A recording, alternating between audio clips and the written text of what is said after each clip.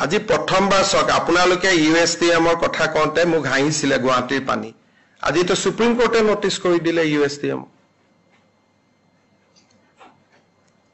হিমন্ত মেঘালয়ৰ মুখ্যমন্ত্ৰীক মই দেখুৱাওঁতে তেওঁতো মোক না ক'ব নোৱাৰিলে অথচ মোক ইয়াৰ মানুহে হাঁহিলে যে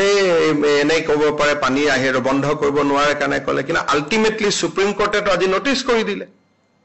অৰ্ডাৰটো আপোনালোকে লৈ ল'ব ইউএছটিএমৰ মেটাৰত সুপ্ৰিম কোৰ্টে আসাম গভৰ্ণমেণ্ট মেঘালয় গভৰ্ণমেণ্টক নোটিছ কৰিলে লগত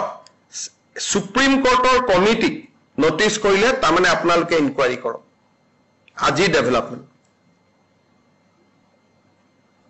আৰু এইবাৰ মেডিকেলৰ ৰিজাল্ট দিয়ক তেতিয়া আপোনালোকে আৰু ভাল খবৰ পাব যে ইমান দিনে যিবোৰ ৰাজমহল ফাউণ্ডেশ্যনৰ নিউজ আপোনালোকে কৰি আছিলে ক'ত থিয় হৈ আছে এইখিনিও গম পাব